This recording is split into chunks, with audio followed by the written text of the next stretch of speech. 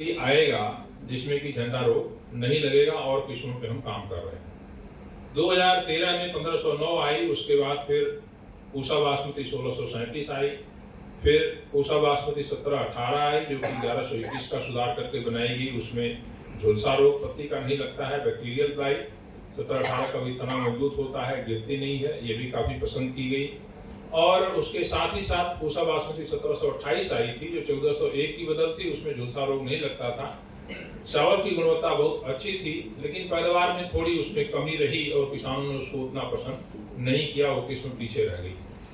अब 2 वर्ष पहले हम लोगों ने 3 किस्में निकाली थी। 1509 का की बदल जो जैसा कि बताया गया 1847, 1121 का बदल 1885 और 1401 की बदल 1886।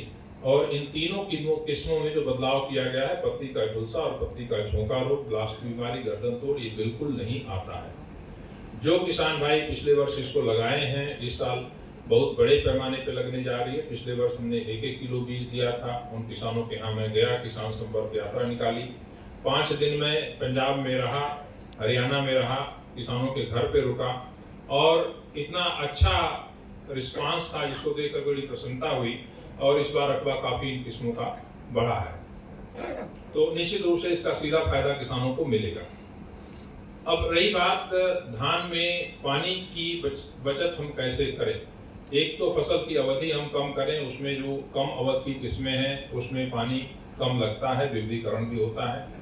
इसके अलावे जो धान लगाने का तरीका है उसमें जैसे डॉक्टर दलेर सिंह ने बट पे रोपाई की बात करी, सूखा कद्दू की बात करी, और इसके साथ साथ धान की सीधी बिजाई जो है ये भी एक बहुत कारगर तरीका है जिसमें धान में पानी की बचत करीब 30-35% होगी। इसके साथ साथ लेबर की बचत होगी और जो ग्रीन हाउस गैस का उत्सर्जन होता है उसमें 30-35% के आसपास कमी आती है। धान की सीधी बिजाई 2 तरीके से मुख्य रूप से की जाती है। एक तो वेट डीएसआर बोलते हैं, जिसमें कद्दू करके ऊपर से छिड़काव करते हैं, और वो विधि उन क्षेत्रों में अपनाई जाती है जहाँ पे पानी की कमी नहीं है, दक्षिण भारत में खास कर जाइए। और इसके अलावे मिट्टी थोड़ी भारी है उनकी, जो हल्की मिट्टी नहीं है। दूसरा ड्राई डीएसआर है जिसमें हम सूखे में धान की सीधी बिजाई करते हैं, और इसमें भी 2 तरीके हैं। एक जो तरबतर विधि है जिसमें कि पहले खेत में गेहूं की कटाई करने के बाद आप उसको, अगर बरसात हो गई है इस बार, जैसे बहुत अच्छी बरसात हुई थी, उसी नमी पे जुताई कर दीजिए 2 बार 3 बार। इसके बाद फिर लेजर चला करके लेवलिंग कर दीजिए। फिर खेत में पानी लगाइए। पानी लगाने के बाद जब बत्तर आ जाता है उसकी जुताई करिए। जुताई करने के 2-3 बार बाद फिर उसके बाद लेजर चलाइए ताकि मिट्टी अच्छी तरह से बैठ जाए, जिससे नमी जो है संचित रहे, जल्दी नमी उड़े नहीं। फिर इसके बाद ड्रिल से उसकी बुआई करिए बीज की। 8 किलो बीज 1 एकड़ में लगता है, जिससे आराम से बुआई हो जाती है। बीज का उपचार उससे पहले करना जरूरी है। 2 तरीके से बीज का उपचार कर सकते हैं। या तो बीज को 24 घंटे बावस्टीन का घोल बनाएं, 2 ग्राम बावस्टीन प्रति लीटर पानी में बनाएं, करीब 10 लीटर पानी में 8 किलो बीज डुबो करके 24 घंटे रखें। फिर बीज को बाहर निकाल करके छाये में सुखा लें, उसकी बुआई करें। या एक तरीका ये भी हो सकता है कि बीज में थोड़ा सा पानी हल्का सा मिलाएं, उसके पास 2 ग्राम प्रति किलोग्राम बीज के हिसाब से बावस्टीन डाल करके और उसको अच्छी तरह से मिला लें, उसको बुआई के लिए प्रयोग कर सकते हैं। जब आप तरबतर विधि से बुआई करते हैं तो बुआई के तुरंत बाद पेंडिमिथिलिन वो करीब 1200 से लेकर के 1500 मिलीलीटर मात्रा 250 लीटर पानी में घोल करके उसका छिड़काव करिए।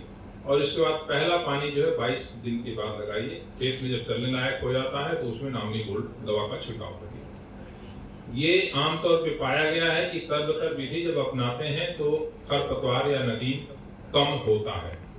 दूसरा तरीका यह है कि आप सीधी बिजाई पहले कर दीजिए और इसके बाद ऊपर से पानी लगाइए।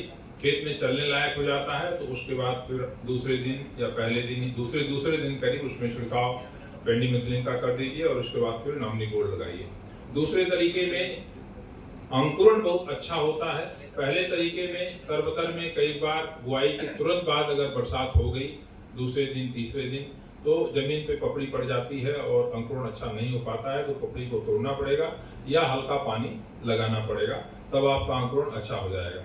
लेकिन अगर हम बुआई के बाद पानी लगाते हैं तो उसमें अंकुरण में कोई कमी नहीं आती, अंकुरण बहुत अच्छा होता है। खरपतवार का नियंत्रण थोड़ा सा हमको करना पड़ेगा। एक और समस्या आती है जो कि अगर पिछले वर्ष धान की जो फसल लगाए हैं, कटाई के समय अगर धान झड़ गया तो उसका अंकुरण हो जाने से थोड़ा सा मिक्सचर आ जाता है, तो उसमें अगर हम जो तर विधि करते हैं उसमें जो धान के बीज होते हैं उनका अंकुरण हो जाता है तो अपने आप समाप्त हो जाता है।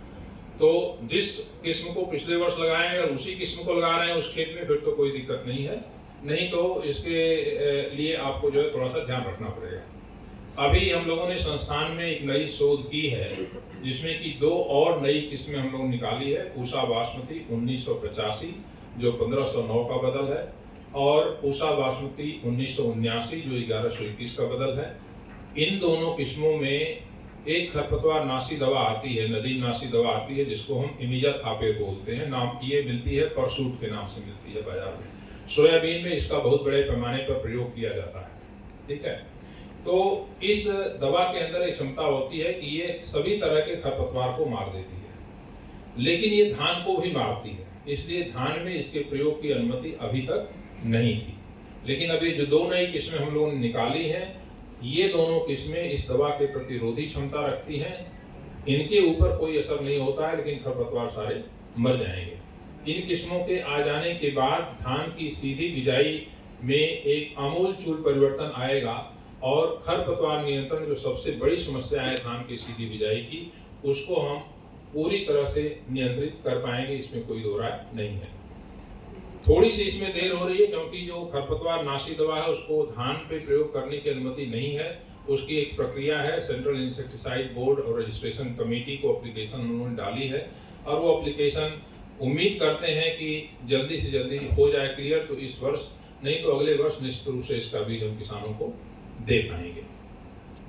जो धान की सीधी बिजाई है इसके और कई फायदे हैं, जैसे अभी बात की जा रही है कार्बन फार्मिंग की, कार्बन क्रेडिट की। एक नया विषय है, मैं सोचता हूं कि इसके बारे में थोड़ी सी जानकारी आप लोगों को दे दें। धान की खेती में या किसी भी खेती में अगर आप ऐसी कृषि पद्धतियों का प्रयोग करते हैं जिनसे पर्यावरण सुरक्षित होता है,